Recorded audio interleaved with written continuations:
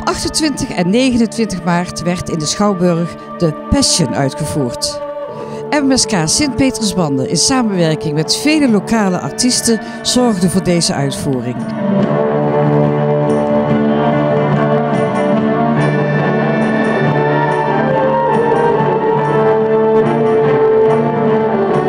Het oorspronkelijke verhaal van Jezus staat natuurlijk als basis.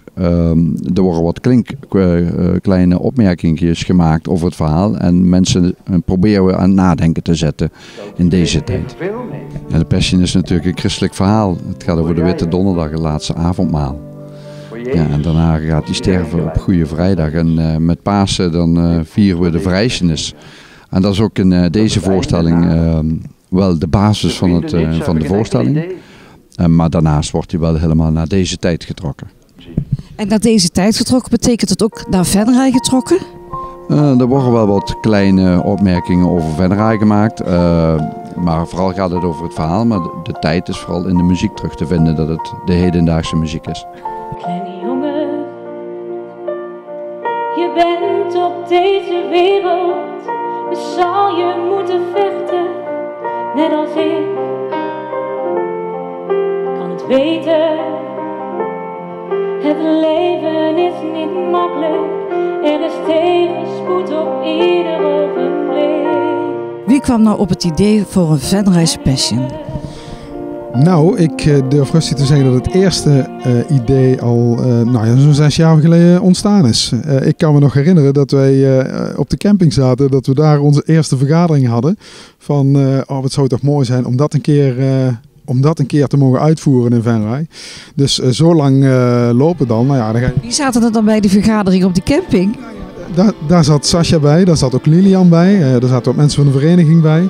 Dus, toen is het brainstormen eigenlijk een beetje begonnen. En dan ga je nadenken, hoe ga je dat dan praktisch invullen? Ga je dat dan buiten doen of ga je dat dan in de kerk doen of in het theater? En dat soort, uiteindelijk heeft het dan iets langer geduurd dan we gehoopt hadden. Er zat natuurlijk ook corona-periode tussen. En uiteindelijk is dit het resultaat geworden. Maar hoe werd jouw idee van de Passion ontvangen?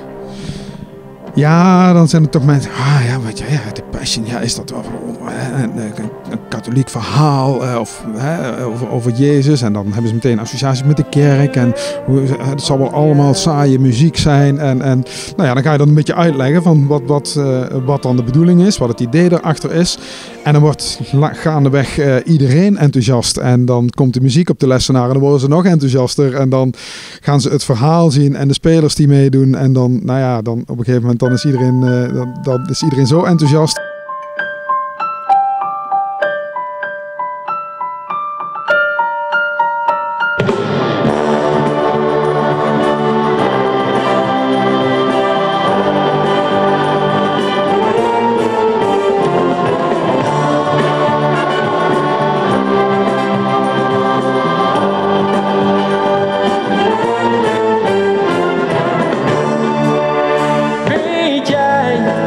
Wat je ogen zien, weet je zeker dat je goed kijkt.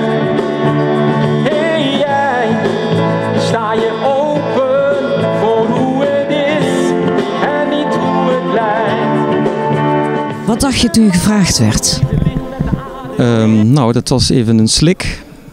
Het is niet zomaar een rol. Het is de hoofdrol. Het is de hoofdrol. En de combinatie in de Passion, ik ken hem natuurlijk van de tv. En daar moest ik wel even over nadenken. Jij bent de verteller. Hoe zijn ze bij jou gekomen? Ja, dat zou je aan Joop en Sascha moeten vragen. Die hebben het gevraagd. Maar ja goed, ik ken Joop en Sascha natuurlijk al een tijdje, een aantal jaren. En ik denk dat ze op die manier bij mij zijn gekomen.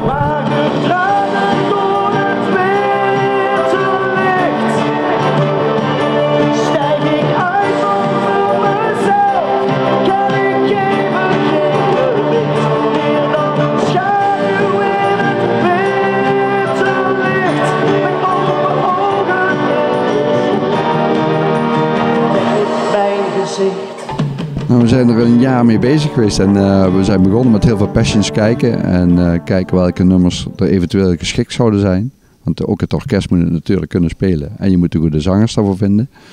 En daarna is de verhaallijn gekomen. En dan beginnen repetities, arrangementen. Als je nou zo kijkt naar de uitvoering, hè, wat is voor jou het bijzondere aan The Passion in Venray? Nou, dat we het doen met alleen maar Venrayse mensen. Voornamelijk alleen maar Venrayse mensen. En ja, dat maakt me gigantisch trots. En ik denk dat Venray er ook trots op mag zijn. Dat dit gewoon zo neergezet mag worden. Dus dat is een mega compliment voor iedereen. Dit is voor de misfits die je her en alleen ziet staan. Die mogen staan lantaarns eten en drinken bij de volle maan. Wat is het volgende? Want dit was natuurlijk wel een enorm meesterwerk. Ja, daar hebben we het vandaag al over gehad. Van, ja, wat is nou het volgende? Wat ga je nu het volgende weer doen? Nou ja, geen idee. Er zijn wel wat ideeën. We brainstormen wel wat. Aan het einde van het jaar dan willen we in elk geval wel een kleinschalige kerstdinnerconcert gaan geven. Dat doen we dan weer bij BRL, zoals we dat al vaker gedaan hebben. Maar echt grote productie. Ja, ik denk dit was zo'n doorslaand succes. Wat mij betreft mag dit over 2 jaar nog een keer een vervolg krijgen. Maar goed, maar eens eventjes, dit maar eens even laten bezinken en dan kijken we dan wel verder.